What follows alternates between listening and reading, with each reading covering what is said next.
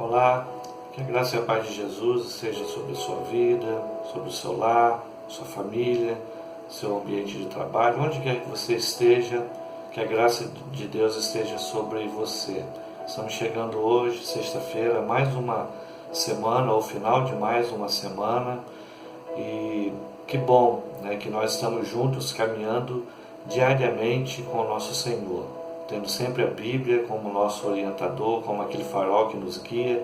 Que bom que nós podemos chegar hoje, plena sexta-feira, dia 5 de junho, e ter o nosso coração agradecido. E como nós temos refletido nessa semana, saber que apesar de todo esse tempo difícil, apesar de tudo aquilo que nem sempre funciona como nós gostaríamos, apesar das coisas nem sempre darem como nós planejamos, ou funcionar do jeito que nós planejamos, apesar de tudo isso, nós temos aprendido que nós podemos sim ter um coração abastecido da alegria do Senhor, um coração cheio dessa alegria do Senhor, um coração em que nós possamos sim ter um tempo otimista, ter esperança, ser uma pessoa mais positiva, e isso certamente traz de alguma maneira a alegria, uma alegria que vem de Deus, não é uma alegria baseada nas coisas desse mundo que são passageiras.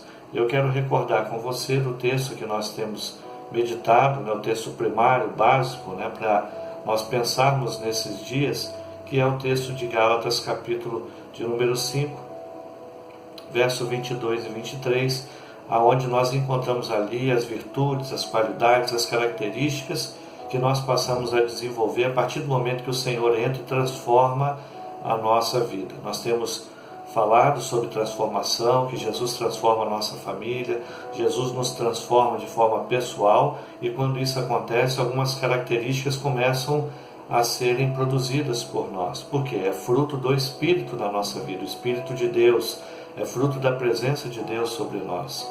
Falamos na semana passada sobre o amor e hoje, nossa última palavra sobre a alegria.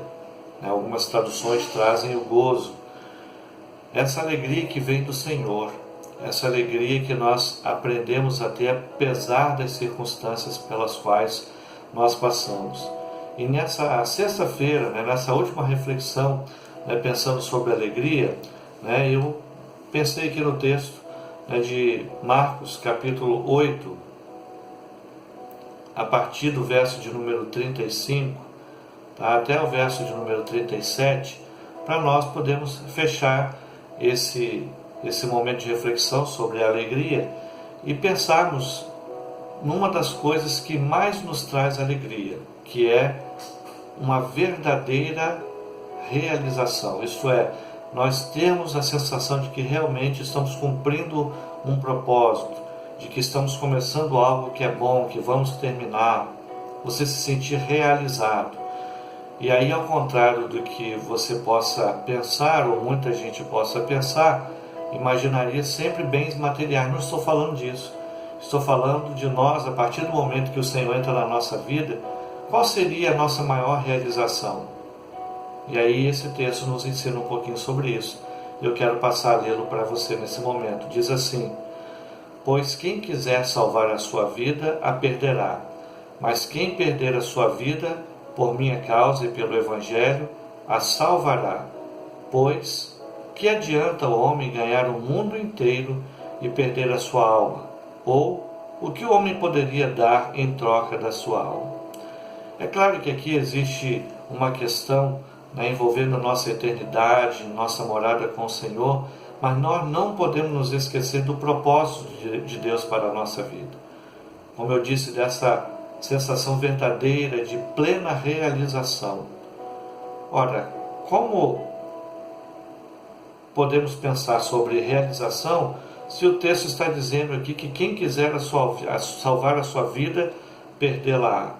Ora, o texto está falando certamente de uma vida com o Senhor, de uma caminhada nova.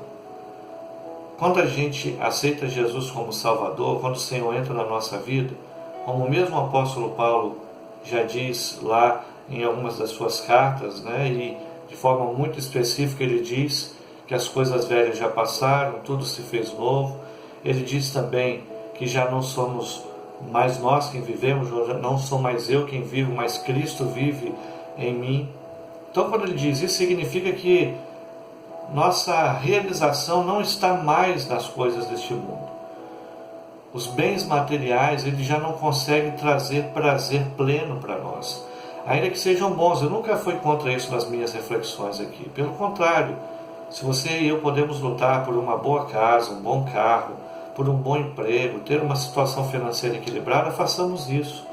Mas elas não podem ocupar a primazia de alguém que tem Cristo na sua vida. Cristo deve vir em primeiro lugar. É isso que o texto está dizendo. E muitas vezes as pessoas estão tão focadas nos bens materiais que elas fazem o oposto. É por isso que o texto está trazendo-nos essa reflexão baseada meio que numa palavra meio assim antagônica, né? Quando ele diz assim, porque quem quiser salvar a sua vida vai perder. Quando o Senhor diz isso, ele está falando para nós que aqueles que apenas pensam na sua vida para esse tempo e só lutam para as coisas desse tempo, poder, riqueza, bens materiais, prazeres materiais, coisas para esse mundo, ele não vai alcançar satisfação para a sua vida, não vai se sentir realizado, não vai sentir que alcançou alguma coisa. O próprio final desse texto diz aqui o que o homem pode dar pela sua alma, porque todas essas coisas vão ficar para trás. Hoje, pela manhã, conversava com um familiar meu e conversávamos sobre isso, né? O que nos deve ocupar a prioridade da nossa vida aqui nesse tempo, deve ser a nossa vida com Deus, porque o restante tudo passa. Por mais que a gente considere coisas desse tempo e dessa época importantes, todas essas coisas elas passarão. Nós não as levaremos para a sepultura. Nós não levaremos para a eternidade os bens que nós compramos aqui. Nós não precisaremos disso. Então, por que dar toda a nossa vida por isso? É o que Jesus questiona aqui nesse texto. Muitas pessoas estão gastando toda a sua vida nos prazeres deste mundo. E muitos acabam em tristeza. Posso lembrar de um personagem da Bíblia que é conhecido de muita gente, você deve lembrar dele, que é o rei Salomão. Salomão ele escreveu alguns livros, alguns textos bíblicos, ele foi conhecido como um rei de grande sabedoria. Mas um dos livros que ele escreveu, por nome de Eclesiastes, é um livro que provavelmente ele escreveu no final da sua vida, depois de ele ter vivido tudo aquilo que ele poderia em termos de riqueza, bens materiais, né? Poder, prazeres terrenos. Ele teve muitas mulheres, você deve já ter ouvido falar sobre os relatos da sua história na Bíblia. Mas ele chega ao final da sua vida dizendo: tudo isso foi ilusão. Tudo isso foi ilusão. E ele também fala nesse mesmo livro para que o jovem, o moço, o rapaz, uma pessoa mais nova, se lembre de Deus nos dias da sua mocidade. Por que ele está falando isso no final da sua vida? Alguém que teve experiência, que passou por várias situações prazerosas na sua vida, mas encontrou somente no Senhor a sua realização pessoal. Você não precisa esperar o final da sua vida para isso. Você pode ter a sua realização e se sentir feliz, alegre a partir de agora mesmo. Bastando para isso, fazer o que Jesus disse aqui: olha, quem perder a sua vida por minha causa e pelo Evangelho a salvará. É claro que ele está falando aqui de nós dedicarmos a nossa vida para Ele. Em algum momento, há pessoas no decorrer da história, e ainda hoje, que por amor a Jesus entregam sim as suas vidas. Ainda hoje existe a igreja perseguida. E o que falar daquelas pessoas que dedicam toda a sua vida aos outros, a ajudar alguém, a fazer a vontade do Senhor? Dedicamos nossa vida, por exemplo, à igreja, ao ministério. Enfim, o que Jesus fala aqui é que a primazia da nossa vida, isto é, a prioridade da nossa vida, não deve ser as coisas desse mundo, porque elas são passageiras e elas são ilusórias. Não são sinônimo de alegria. Se não fosse assim, não teriam pessoas riquíssimas que muitas vezes estão em depressão ou até tiram a própria vida. Se riqueza fosse sinônimo de alegria, de felicidade. Isso não aconteceria. Mas nós vemos que é grande a incidência de casos nessa faixa de sociedade que tem muito poder aquisitivo. Mas, justamente pelo que o Senhor nos diz aqui, o que adianta o homem ganhar o mundo inteiro e perder a sua alma? Perder o convívio com Deus, a presença de Deus, perder a sua salvação, perder o lar celestial, perder essa sensação de se sentir realizado, plenamente realizado, por ter tomado uma decisão certa, por estar fazendo as coisas certas. Então eu queria que você pensasse um pouquinho nesse final de semana sobre isso. Quem sabe não é por isso que você não tem tido tanta alegria assim. Talvez a prioridade da sua vida está no lugar errado. E isso tem trago tristeza, isso não tem te satisfeito plenamente a sua vida. Você não se sente realizado. Você não se sente plenamente realizado. Ainda que com dinheiros, prazeres, enfim, com uma série de coisas desse mundo. Portanto, eu te chamo a essa reflexão. Avalie suas prioridades. Se você se aproximar um pouquinho mais de Deus, e quem sabe até tendo que renunciar a alguns prazeres deste mundo, pode ter certeza que você vai trocar coisas passageiras pela alegria que o Senhor pode nos dar. Que Deus te abençoe. Que eu e você possamos experimentar esse sentimento de plena realização, ganhando sempre por poder renunciar prazeres mundanos, mas estar próximos do Senhor. Deus te abençoe. Quero convidar você para se unir comigo em oração. Quero orar por sua vida nesse momento. Vamos juntos?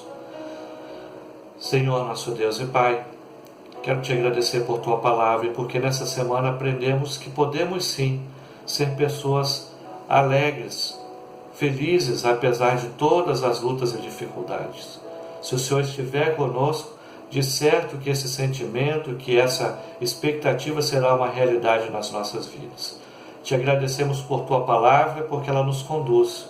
E eu quero pedir ao Senhor, em favor de todos aqueles que estão juntos comigo nesse momento de reflexão e de oração. Quem sabe pessoas com seu coração carregado de tristeza. E aí, ó Deus, nós estamos falando aqui sobre alegria. Portanto, eu peço, meu Pai, que o Senhor possa restaurar a alegria de todos esses que estão juntos comigo em oração, de todos esses que estão me ouvindo nesse momento. Eu peço por cada lar, por cada pessoa, por cada família onde consigo alcançar agora com a minha voz, que o Senhor possa retomar, meu Deus, a alegria desse coração. Talvez um coração cheio de depressão, de amargura, e que agora, meu Deus, está junto comigo em oração. Restaura a alegria, meu Pai.